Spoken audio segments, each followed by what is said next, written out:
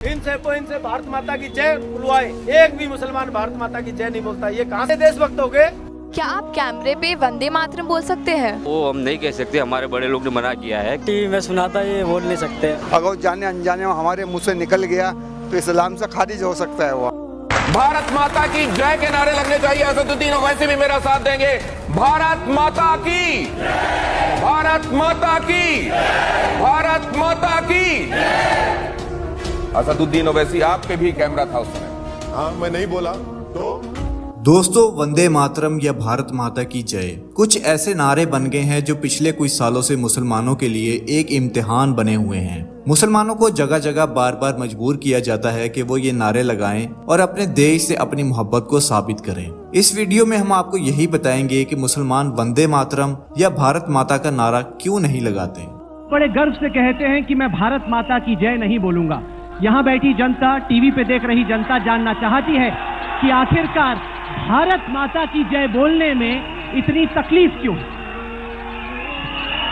देखिए, मेरा मानना यह है कि हमारे कॉन्स्टिट्यूशन में कहीं पर भी ये नहीं लिखा हुआ है कि किस तरह की स्लोगन्स बोला जाए। जो नारा नहीं लगाते भारत माता की जय का, उनको सिखाना पड़ेगा। मोहन भागवत साहब, मैं नहीं लगाता नारा, क्या करते आप? मेरे गले में छुरी भी रख देंगे तो नहीं बोलूंगा मैं, क्योंकि हिंदुस्तान के कॉन्स्टिट्यूशन में कहीं पर भी लिखा हुआ नहीं है भारत माता की जय बोलना। 2-3 दिन पहले एक साहब है जिन्हें ख्याल हो गया कि वो नेशनल लीडर है, उन्होंने ये कहा कि वो भारत माता की जय नहीं कहना चाहते, नहीं कहना,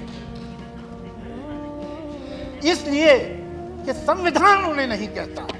संविधान को उन्हें शेरवानी पहनने को भी नहीं कहता और टोपी लगाने को भी नहीं कहता। भारत माता की जय कहना मेरा कर्तव्य है कि नहीं, ये मैं जानना भी नहीं चाहता, इसलिए कि ये मेरा कर्तव्य नहीं, मेरा अधिकार।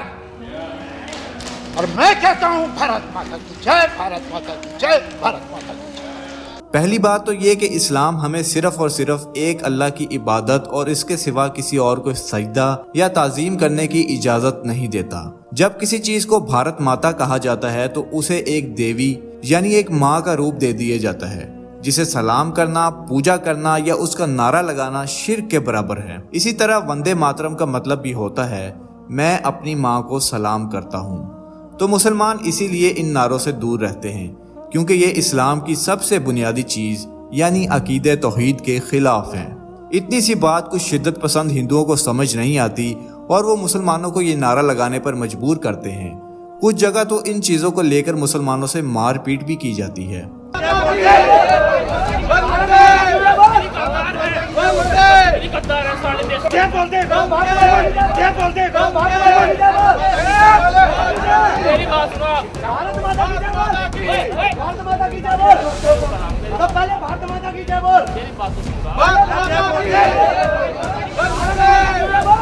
कोई आदमी टोपी खड़ा होकर के, टोपी पहन करके खड़ा हो जाता है, बोले मैं भारत माता की जय नहीं बोलूंगा, चलिए मेरी गर्दन काट लूं। कानून हकीकत नहीं है कि क्या हम तो लाखों की गर्दन काट सकते हैं।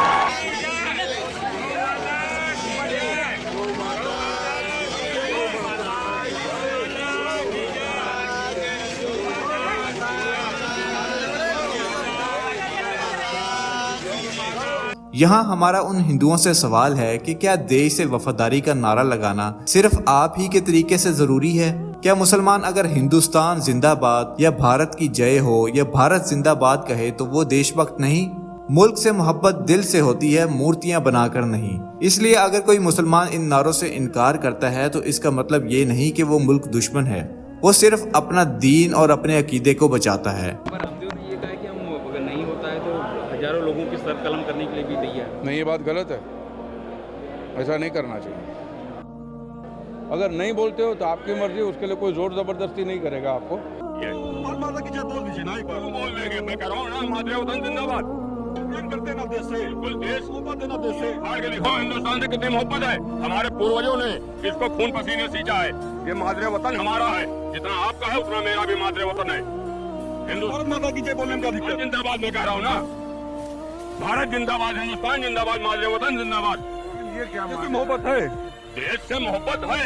मेरे पूर्वजों ने इस मुल्क की मिट्टी में दफन है, और जब तक जीवित हूँ हिंदुस्तान के सरजमी पर जीवित हूँ, और जब मरूंगा तो इसी सरजमी में दफन हो जाऊंगा। मैं कहीं जाने वाला नहीं हूँ, मैं एक हिंदुस्तानी नागरिक हूँ। समझ रहे हैं? जितना हक आपका इस मुल्क में है उतना ही हक मेरा भी है। इसी बात की मजीद तफसील हम जरा डॉक्टर जाकिर नाइक से सुनते हैं। का प्रोग्राम बहुत बार टीवी पे देखा था। मेरा नाम गोविंद तिवारी है, मैं कॉलेज में प्रोफेसर हूँ। मैं जिस एरिया में रहता हूँ उस एरिया के आसपास कई मुस्लिम ऑर्गेनाइजेशन अपने स्कूल चलाते हैं, और उस स्कूल में स्टार्टिंग में जब प्रेयर होता है वहाँ पर न ही वंदे मातरम गाया जाता है। जब मैंने उनके प्रिंसिपल से पूछा कि आप ऐसा क्यों करते हो, आप वंदे मातरम भी नहीं गाते हो स्कूल में, तो कहते हैं वंदे मातरम में हिंदू है, और उनकी स्कूल में कई स्कूलों में हिंदी भाषा ही नहीं है, हिंदी ही नहीं पढ़ाया जाता है, और उनके कहा ना देशभक्ति की कुछ भी पढ़ाने के लिए वे कतराते हैं। देशभक्ति के लिए आपके मजहब में किस तरह से डिफाइन किया गया है, ये ज़रा मुझे बताएंगे। भाई साहब ने एक सवाल पूछा है कि वो कई बार मेरे प्रोग्राम सुनते हैं टेलीविज़न पे, और कहा है कि एक इलाका है जहाँ कई मुसलमान स्कूल है लेकिन वहाँ वंदे मातरम नहीं पढ़ाया जाता है, हिंदी नहीं पढ़ाया जाता है, क्या सही है? और आपके मज़हब में, इस्लाम में देशभक्ति के बारे में क्या कहा गया है? पहला सवाल कि मुस्लिम स्कूल में वंदे मातरम क्यों नहीं कहा जाता। हमें ये देखना चाहिए कि कोई भी गाना या कोई भी चीज़ आप कहते हैं उसकी मानी क्या है। आप जब वंदे मातरम पढ़ते हैं उसकी मानी है कि हम सिजदा करते हैं इस देश जो हमारी माता है, ऐसे कहा जाता है, और हम इसकी पूजा करते हैं। ये हमारे लिए शिर्क है, शिर्क है इस्लाम में, और गलत है हिंदुइज्म में भी। हिंदुइज्म में भी आपको इबादत सिर्फ करना चाहिए एक खुदा की, धरती की नहीं। तो हिंदुइज्म में भी गलत है, क्रिश्चियनिटी में भी गलत है, इस्लाम में ही गलत है।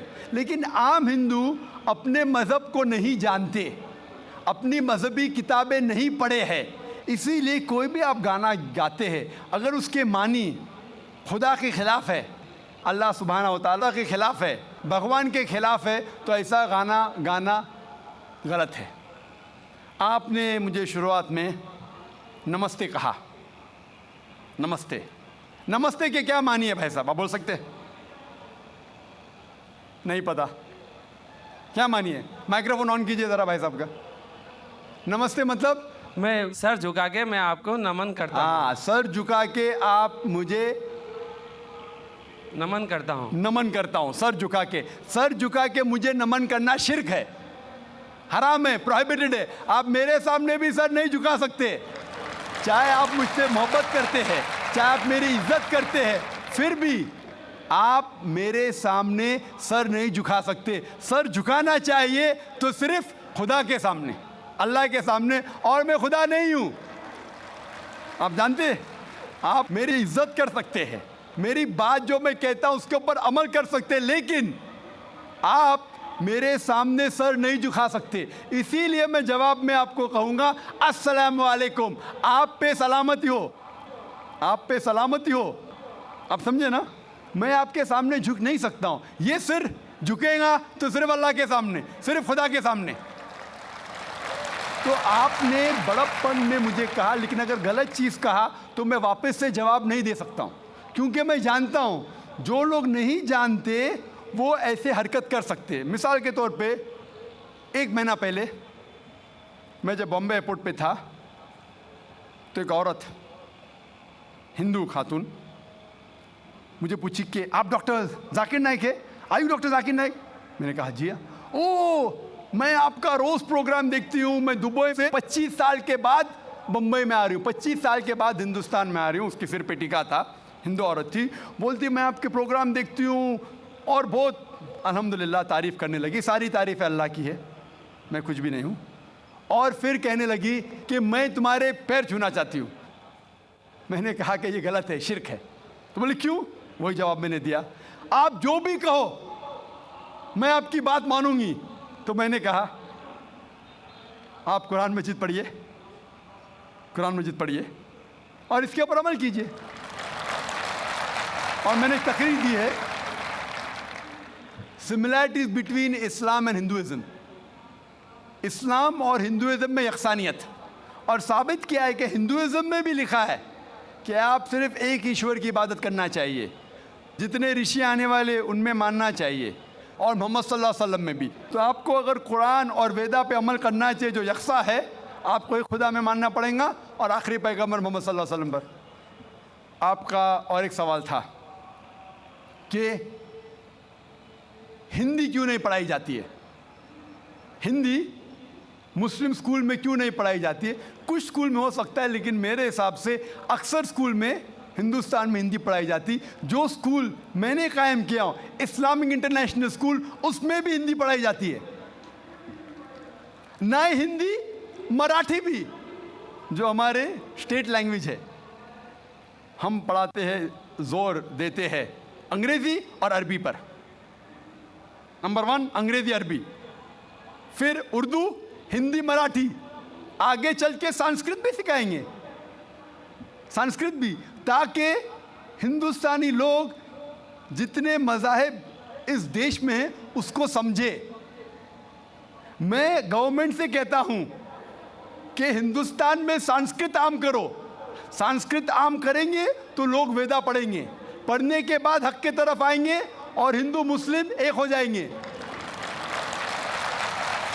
हिंदी तो छोड़ो, संस्कृत, क्योंकि वेद संस्कृत में, हिंदी में नहीं है। हिंदू की ज़बान है संस्कृत। और मैंने तकरीर की है हिंदुइज्म और इस्लाम में यकसानियत, लेकिन आम हिंदू अपनी मजहबी किताब पढ़ा ही नहीं तो क्या जानेगा।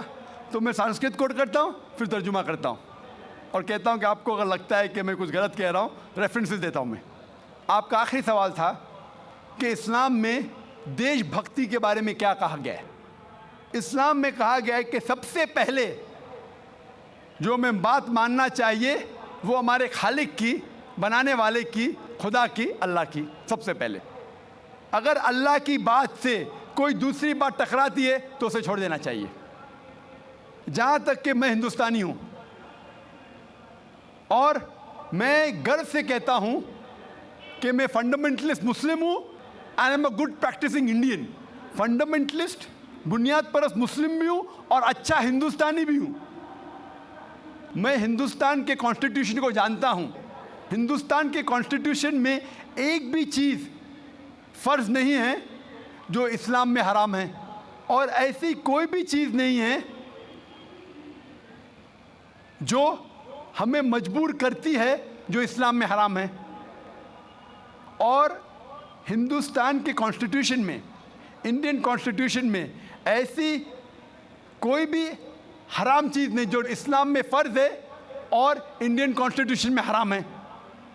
तो मैं दोनों को साथ में लेके चलता हूँ, लेकिन अगर टकराव होगा, मेरे हिसाब से I can be a very good Muslim and a good Indian. मैं अच्छा मुसलमान भी हूँ और अच्छा हिंदुस्तानी भी हूँ। लेकिन अगर आगे चल के, अभी तो कोई टकराव नहीं है, लेकिन अगर आप ऐसे देश में हैं जो देश का कानून अपने खालिक के कानून से टकराता है, तो खालिक का कानून ऊंचा है, खालिक का कानून ऊंचा है, खुदा का कानून ऊंचा है, अल्लाह का कानून ऊंचा है, फिर आता है देश। देश ने हमें, ठीक है, ये देश में हम जीते हैं, देश हमारे लिए फैसिलिटीज़ देता है, लेकिन हमें जान किसने दी? देश ने या खालिक ने? खुदा ने दी। ये हवा जो है, ये हवा के बिना 5 मिनट भी आप जिंदा नहीं रह पाएंगे। कितना? 5 मिनट भी नहीं जिंदा रह पाएंगे। किसने दी? देश ने या अल्लाह ने?